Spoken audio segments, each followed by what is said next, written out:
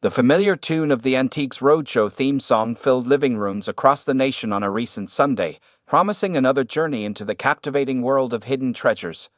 This particular rerun, set against the stunning backdrop of Broby Castle in Scotland, didn't disappoint.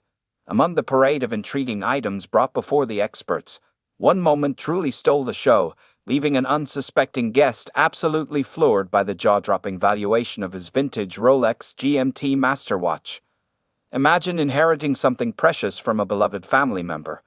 For one gentleman, it was a 1960s Rolex GMT masterwatch, a memento from his late uncle that he cherished for some 32 years.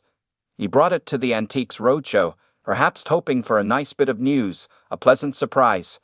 What he got was a revelation that would leave him utterly speechless. The watch found its way into the hands of expert Richard Price, a man whose eyes light up at the sight of a truly special timepiece. As he peered intently at the watch, a smile began to play on his lips. "All Rolex collectors refer to these things by their reference number," Richard began, "and you know as well as I do because it says so on the dial that it's a GMT master." The owner recounted the watch's journey into his possession, sharing how it had been a constant companion, a silent reminder of his uncle. He speculated that it might have been a gift to his uncle back in the early 1960s, a detail that piqued Richard's interest even further. "It's the reference 1675, Richard confirmed, his voice holding a note of genuine excitement. "Which is the classic GMT master. When you said 60s, I think we could fairly safely say 1960 to 1961, so that all fits in. This wasn't just any Rolex, this was the classic. For collectors, the 1675 is a highly sought-after model, a true icon of watchmaking. But what truly sent Richard's excitement soaring was the watch's original condition. They would have changed the bezel, and they would have changed the dial with an upgrade," he explained, painting a picture of what often happens to these vintage beauties during servicing. "You would have had it back thinking, 'Oh, it looks like new.'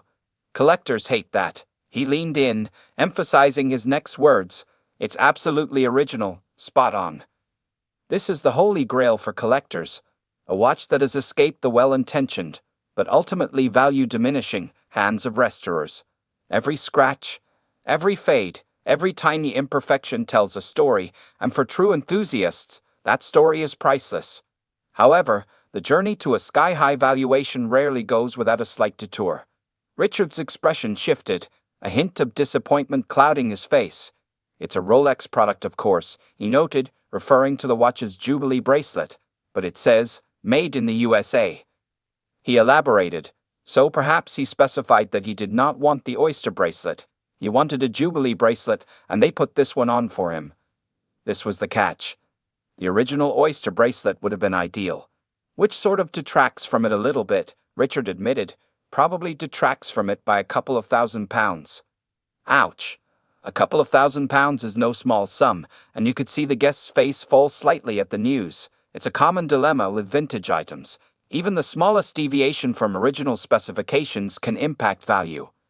Richard then delivered another piece of information that, on its own, might have been a bit deflating.